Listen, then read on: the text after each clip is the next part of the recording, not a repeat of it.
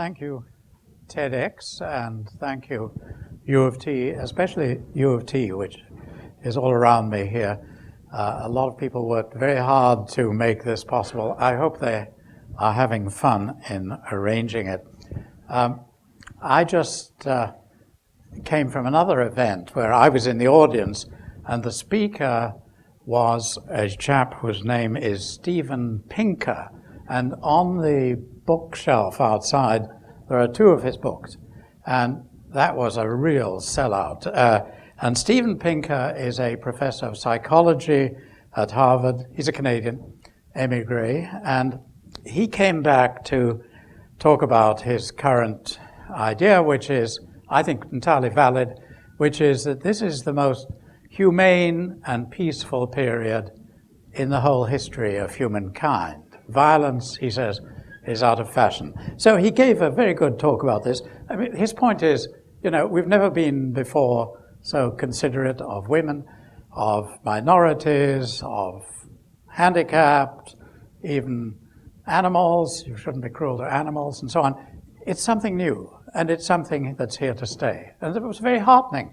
And then there came question and answer period, which unfortunately we don't have here. And we lined up at the speaker, and a plaintive young woman said, well, you know, if everything's going that well, is there anything left to do, Professor Pinker? And I was right behind her, waiting for my turn to ask a question. And I said, well, you know, perhaps we could reduce the number of nuclear weapons from 20,000 downwards.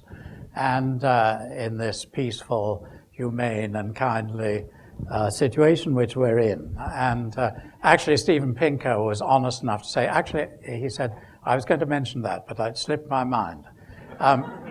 Well, so, you know, I was reinforced in the idea that I have a role in this event, and further reinforced when my grandson arrived just now and told me that North Korea has just fired 3 missiles which are intended ultimately to carry nuclear warheads. Well, I mean, they're a bunch of out-of-control lunatics and not capable of doing any serious harm as yet. The story that I have to tell, and I have to tell it in the right time, so I better think about that. The story I have to tell begins really quite recently. I mean, the nuclear era started summer of 1945, and I was a schoolboy at Manchester Grammar School. And one day in the newspaper, I think it was August 6th, 1945, it said, a plane has gone over Hiroshima and dropped a bomb, and Hiroshima no longer exists. And then 3 days later, it said, one more plane has gone over Nagasaki, and Nagasaki no longer exists. Actually, 190,000 people were killed in by those two bombs, which today would be considered small nuclear weapons. And I'm going to take a chance and digress just for a moment, because there are some experts in this audience, and I wonder if you've thought about the fact that 2 nuclear bombs were dropped, not 1. I mean, one could start to think we had to give a terrible shock to Japan, otherwise in that fanatical environment they would never have given up. But 2? Why did we drop 2? Well, I can tell you the answer, because I'm a scientist and I was actually taught by the guys who made those bombs in Alamogordo Desert and at Los Alamos. They made 2 kinds of bombs. They made a uranium bomb and they made a plutonium bomb. So it's a no-brainer. Of course they had to drop 2 bombs. They'd made 2 kinds of bombs. And so I think that message should stay with you. The bombs one has tend to be by inertia used. Well, you know, when those bombs were dropped, President Truman broadcast on the day the second one was dropped, 9th of August, 1945. And here is what he said. He said, it's an awful responsibility that has come upon us. And he was right. And then he went on, and this has a slight dating to it 70 years ago. He said, "We thank God that it's come upon us, the United States, and not on our enemies." Well, okay, I'd rather it came to the United States. What about those enemies? Well, something good has happened in the intervening 70 years. The dark areas of the world are becoming streaked with light. Education is making people more reasonable. That's really what Steven Pinker was talking about. People are educated. You people are educated very highly. So it isn't hard for you to see when a bomb drops that actually you might not be the person dropping the bomb, you might be the person on whom it's dropped. That's a feat of imagination, and that's what we teach you at the university at the end of 4 years. So this education level has changed the world. It has brought democracy to a large part of the world. So what are the threats that the President of the United States at the time, Truman, was talking about? Well, they're really threats of our own making. One, environment in the longer range. And two, nuclear weapons in the shorter range. And somehow we're forgetting about nuclear weapons, but it is a real threat. And you might say, well, is it really? I mean, it's true there are 20,000, but it's all part of deterrence. It's not, nobody intends to use them. But you can't have it both ways. You can't have meaningful, credible deterrence and structure things so that those weapons are not ready for use. At the moment, they're far too ready for use. But the thing is that they are part of the warfighting capability and intent of quite a lot of nations. So what are we to do to live under this sword of Damocles? And there are two things we should do. One is to stabilize that sword as much as we can so it doesn't fall on our heads, and the other is to remove it, and that's called disarmament. How are we doing in the stabilization front? Not well at all, because we are suffering from the same sort of idiot inertia that caused us to drop 2 bombs because we had 2 bombs. We have, actually, to be specific, the United States and Russia, as a legacy of the Cold War, have thousands of nuclear weapons which are on the alert, ready for firing in a matter of minutes, which means that nobody's going to be asked because nobody can be found and nobody can think in a few minutes. So that's the situation, and that has been the situation for some years. It's a crying scandal, and we should object to it and we should alter it. There's no reason why those weapons should be on the alert. That is destabilizing. Second element, disarmament. That's really an attempt to delegitimize the possession of these weapons. And it should be easy because, I mean, they're disgusting. And but if you want more cogent reason, the International Court in The Hague was consulted, and it said that to use those weapons at all would be a crime against humanity. Of course it would. They are indiscriminate and cruel beyond belief. So delegitimizing them shouldn't be that hard. When the Boston killing took place a few weeks ago, President Obama said, "Any time bombs are used to target innocent civilians, it is an act of terrorism, a crime, therefore." And he didn't go on to say what was in my mind and what I'd like to leave perhaps in yours, namely that nuclear weapons are of the same sort.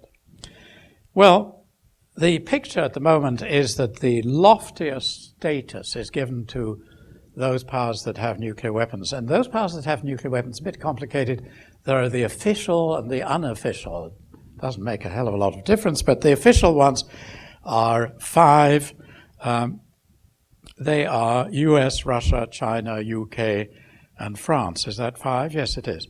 And they are, by right of the fact that they have these disgusting weapons, permanent members of the Security Council of the United Nations, the highest body in the world, we hope, in the matter of exerting power. Well, of course, that has tempted others to join the club, and there are at present 4 more who are not official members: India, Pakistan, Israel, and North Korea that I mentioned at the opening. So that's 9 in all, with a 10th one crowding up, which is Iran. And I think that's a very real likelihood that Iran, out of national pride, will keep going, will get some nuclear weapons. And Israel and the United States are threatening to teach them restraint by bombing their nuclear facilities, which actually means bombing quite widely, very widely. And that's a mistake. It's a mistake, first of all, because bombs are not good teachers of restraint, and bombs that are wielded by nations that are nuclear powers, Israel, United States nuclear powers, and that are being wielded in order to persuade other nations that they should not get the same weapons that the nations that are bombing them have. It isn't a very probable outcome that they say, I see your point. But there's a further problem, and it's very serious, and that is that to take such action, it's called preemptive strike. It means that you see a threat and you act with force. And that takes you back to the law of the jungle. In the jungle, there are wild beasts all around the place, and they might, at some future point, attack you. So attack them first. But you cannot have a world which is livable and peaceable in which preemption is allowed. We've gone to a lot of effort to make preemption outlawed. Actually, you know, we were invited to preempt at the time when Stalin got nuclear weapons, and I remember it well.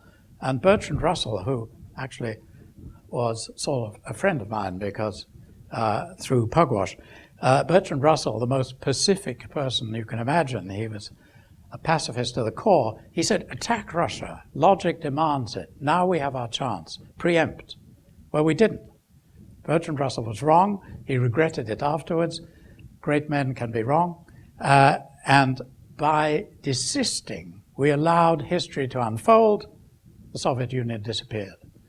We did the same thing with Mao. Mao was every bit as threatening, every bit as anxious for world dominion, and we held back, and China will develop in a more favorable way. It would have been a disaster to preempt, and the same applies to Iran. So what about it? Can we have disarmament? It's not a dream. In 1986, Reagan and Gorbachev met in Reykjavik, Iceland, and they agreed. I mean, you may find it incredible, but it's true. They agreed to destroy all their nuclear weapons in a 10-year period with one proviso. And that one proviso was that neither side should build anti-missile defenses, because then you don't know where you are. How good are their defenses? How good, therefore, are our offensive? Their serious doubts are raised. The United States couldn't accept that because Reagan had become convinced that a Star Wars shield was a good thing. So the whole effort collapsed. And I mention it for 2 reasons. One, this government that we have in Ottawa is quietly flirting with the United States on the subject of missile defense, seeing whether we couldn't show that we are friends by collaborating in missile defense. We shouldn't do it. It's a very bad idea. It's a spoiler in any effort, therefore, thereafter to disarm. And Canada, in its past history, has recognized that. Canada should recognize it in its future history. Second reason is that I wanted to make it clear that scientists have a responsibility in this story. I mentioned Reagan being devoted to missile defense, which I have excoriated, and I've done that for many, many years, starting actually in 1960 through an organization called Pugwash, which had its headquarters in Pugwash, Nova Scotia, and which won a Nobel Peace Prize and some Canadians noticed. And it wasn't just a Canadian organization, or it would have been useless. It was a worldwide organization. But it did have its home in Pugwash, Nova Scotia. What was the second point I was trying to make? It was that the person who convinced President Reagan that missile defense was going to protect the United States was a chap who I subsequently debated in Ottawa in front of Pierre Trudeau, namely Edward Teller. And he wasn't alone in this. He had lots of allies who said, you know, physics is great. We can knock down those missiles. Well, he was wrong, because we can knock down a half. We can perhaps, given favorable circumstances, if they tell us what missiles they're going to send, when, and from where, we can knock down maybe 3/4. It doesn't make any difference. The disaster is beyond history that would ensue from the residual nuclear weapons. So don't get sucked in by the fantasy of missile defense. It's a very damaging one, a very costly one, a very retrograde one. Well, you know, why don't we disarm? Well, one reason is that there are a lot of people who have huge sums of money invested in armaments, and that President Eisenhower made his greatest speech saying, watch out for the military-industrial complex. There's another reason we don't disarm, and that may be more present in this room, and it's respectable enough, and that is that nuclear weapons have kept the peace to some extent till now. They have stayed many hands that might otherwise have initiated war. But what we have to worry about are those hands that through miscalculation or misunderstanding, when, as in the last day, a nation starts firing nuclear weapons, or when there is some tension over Taiwan, which the United States has thoroughly guaranteed it will go to the aid of, and China has thoroughly guaranteed it will make part of mainland China, or between North and South, between Pakistan and India and so on. There is a very dangerous situation, and we cannot rely on nuclear weapons in the long run. It would be criminal so to do. And we're not all complacent. Let me end now before somebody drags me by my leg off this stage. In 2009, which is even within your living memory, 3 years ago, 3.5, President Obama gave a marvelous speech in front of a great mob in a square in Prague, a mob of people who had been in the thick of the last war and knew what war was about. And he said this. He said, we, the United States, as the only nuclear power to have used a nuclear weapon, have a responsibility to act. Today, I state, said Obama, clearly and with conviction, America's commitment to seek the peace and security of the world without nuclear weapons. And he added wisely in a subsequent speech, you must create the change you want to see. And so you have to ask yourself whether you think it's possible, whether you think it's desirable, whether you're willing to go to bat for it. And you're the sort of people who can, and I think will.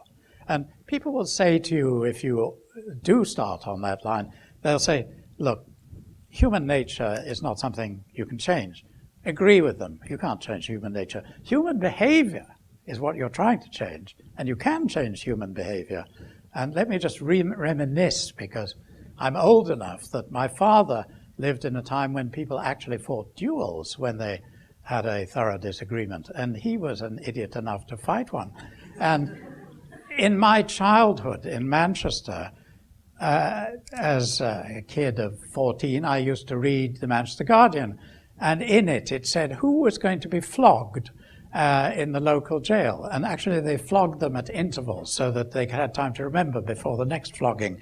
And it said in the newspaper who was going to be hung in the local jail. These are things that are today unthinkable. They are changes in our behavior. They will never come back.